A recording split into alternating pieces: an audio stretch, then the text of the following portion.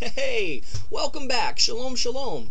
Mishpocha, welcome to another edition of Torah Tidbits. This is installment number 24, and it's called Vayikra, and it comes from the book of Vayikra, Leviticus, and we're going to be covering, the Torah portion covers Leviticus chapter 1 all the way to chapter 5. And the main thrust of the first Torah portion in Vayikra is the various Levitical animal sacrifices that were performed in the tabernacle and hence later on in the temple in Jerusalem itself. Now, there is a big firestorm of debate going on in Messianic Judaism, not so much in Netzari Judaism, about the role of Levitical sacrifices. Now, obviously, we cannot perform Levitical sacrifices today because there is no standing temple and there is no priesthood, Levitical priesthood, working in the temple to perform the sacrifices. But many Messianics will argue that the sacrifices has been done away with by the advent of Yeshua HaMashiach. When Yeshua HaMashiach himself said that he did not come to do away with the Torah, but he came to bring it into its full meaning.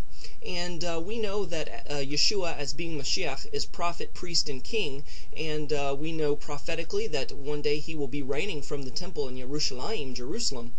And many people wonder, where does the sacrifices fit in? Well, prophetically, I believe it's in Ezekiel.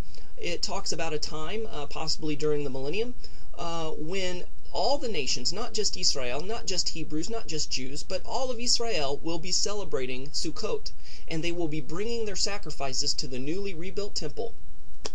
So we can see prophetically that in the future, when Yeshua HaMashiach returns by that passage alone, that the sacrifices has not been done away with. Messianics and Christians have the misconception that these sacrifices smack in the face of Yeshua's atoning work, that Yeshua was the ultimate sacrifice, so why do we need any more sacrifices? Well, if you'll remember, and you'll remember in the book of Hebrews, you'll remember also if you just look at the sacrificial system, that the sacrifices themselves had no power whatsoever to take away sins. None whatsoever.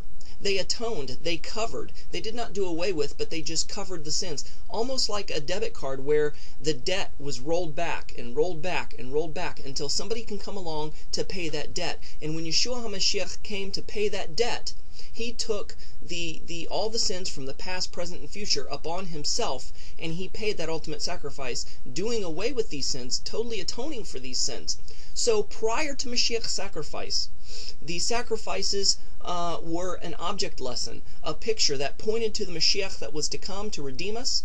Now, once Yeshua came, made the sacrifice on the execution stake, the cross, those sacrifices that are performed after that, when the temple is rebuilt, it serves the same purpose. It's the object lesson that points back to the Mashiach that came and did this atoning work. Now, not all sacrifices had to do with forgiveness of sins or anything like that. You had thank offerings, you had peace offerings, you had other offerings that had nothing to do with blood. They were grain offerings and things such as this nature. So what role does the sacrifices play if they did not do away with any sins? Well, as I've mentioned before, they were object lessons to point to Mashiach. Point to Mashiach before he came and point back to Mashiach when he already came and did his atoning work. Now, the Levites have no inheritance whatsoever in the land of Israel. Therefore, they do not have land, they do not own livestock, or anything of this nature. So the way that the Levites were provided for was Yahweh. The temple was their inheritance. So when Israel brought their sacrifices and their offerings to the temple, the priests took a tenth of that for themselves to provide food and clothing for their families. It was their income. Now, from that 10%, the Levites tithed a 10% back to Yahweh as well. So if it wasn't for the sacrificial system, the Levites would die of starvation and be destitute and naked. They would die out. The tribe would cease to exist. Well, people ask, well, what about Yeshua? He is of the Melchizedekian priesthood. Doesn't that trump the Levitical priesthood and do away with it? No. By all means, no. the Melchizedekian priesthood, which Yeshua is a part of, it was the first priesthood before the Levitical priesthood. It is a higher order of priesthood which works in conjunction with the entire sacrificial system of the Temple Mount.